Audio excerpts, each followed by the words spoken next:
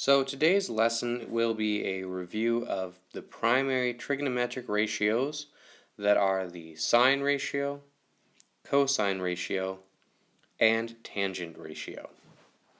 As we've learned in previous lessons, we have a tool in place to remember these three ratios, and that is the acronym SO, CA, TOA, where SOH represents the components of the sine ratio, CAH represents the components of the cosine ratio, and TOA represents the components of the tangent ratio. In this lesson, we're going to review how to determine the sides of a triangle based on the reference angle, and we're going to go through how to determine angles and sides using the sine, cosine, and tangent ratios. To start, we will look at a right triangle and label its sides based on the reference angle. So, for example, if we were to have this angle here as our reference angle, we would label our triangle using that as our starting point. So we would travel across the triangle to get our opposite side. We would travel across from the right angle to get our hypotenuse, and that would leave us with our adjacent down here. Remember that the adjacent has to touch the reference angle and the right angle.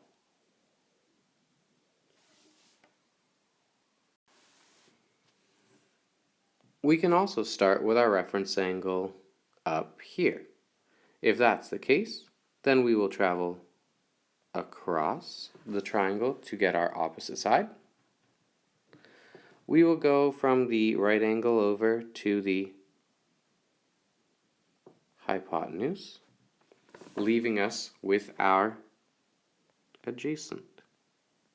Again, our adjacent side touches the right angle and the angle of reference.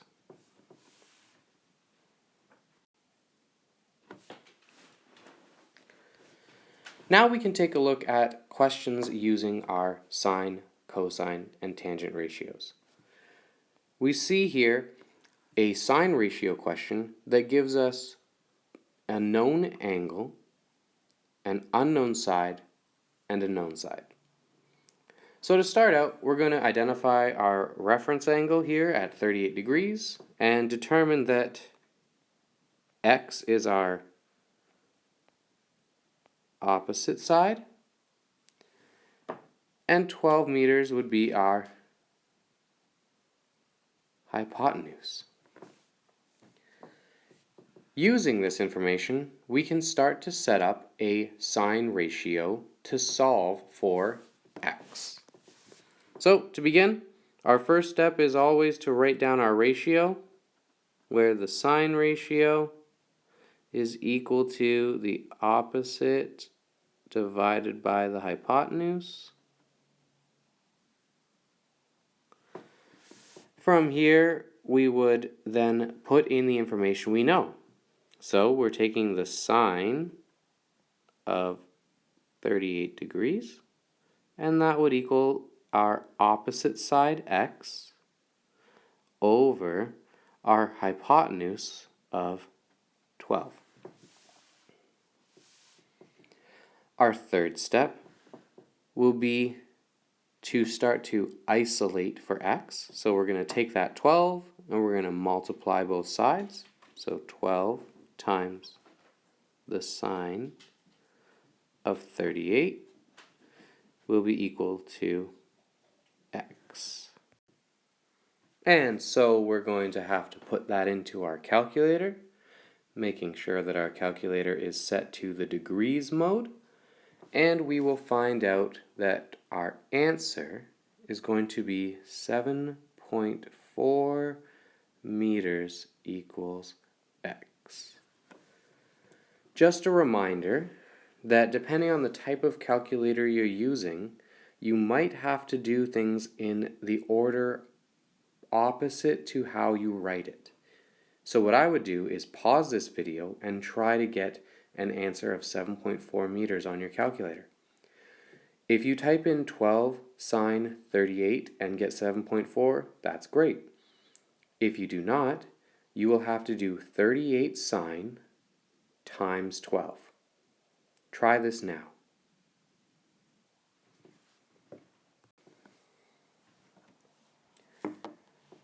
Our next example is another sine ratio question. However, we will find that the work involved is a little different. So, we start out by identifying our angle of reference here, 25 degrees. Across from that, we see 6 meters as our opposite side. And if we go from the right angle over, side x is our hypotenuse. So, same as before. Step 1, sine equals opposite over hypotenuse. Step 2, we put in the information. So the sine of 25 is equal to our opposite side of 6 over our hypotenuse of x. Now this is a slightly more challenging question to the one that we just looked at. However, we've looked at these before and we know that if we want to try to isolate, what we can do is swap the x with sine 25. So what we'll do is say that x is equal to 6 divided by sine 25. From here, we're able to get our answer.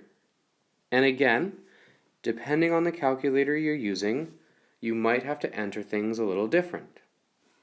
So what you should do is pause the video and try to use your calculator to get the answer.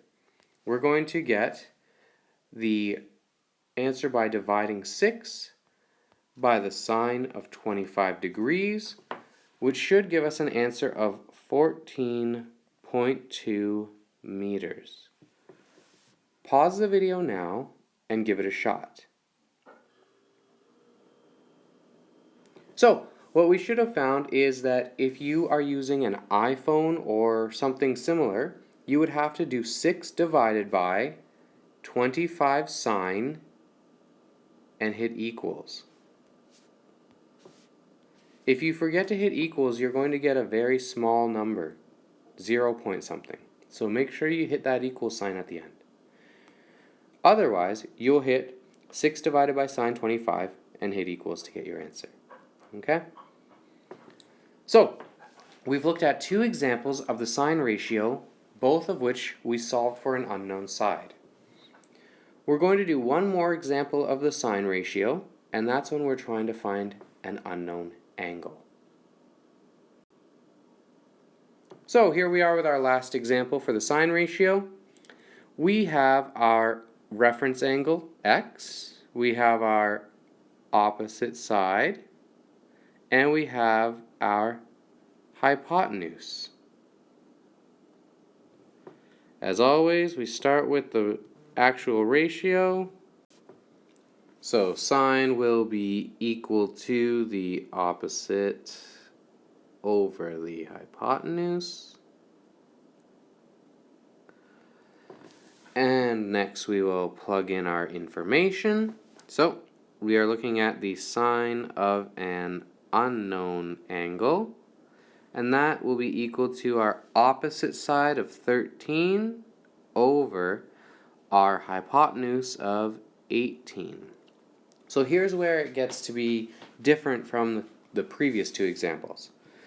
For our next step, we need to isolate the angle. So angle x is going to be equal to the inverse sine, if we remember this from before the March break, of the opposite over the hypotenuse.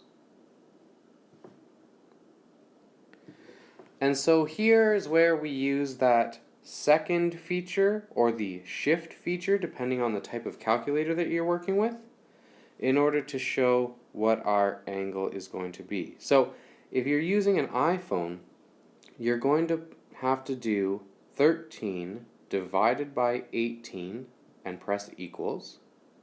Then you're going to hit second sine. You're going to see that you're going to get angle X is equal to 46 degrees.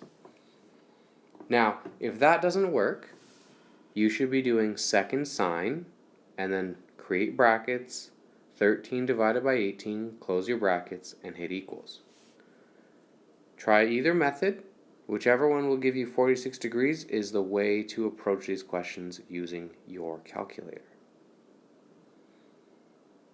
Okay, so that is it for the sine ratio. We've looked at solving for an unknown side when it's in the numerator of the fraction, or the opposite side. We've looked at solving for the unknown side when it's the hypotenuse, and we've looked at solving for the unknown angle. I would take a quick break here, pause the video, and when you're ready to come back, we're going to start looking at examples using the cosine ratio.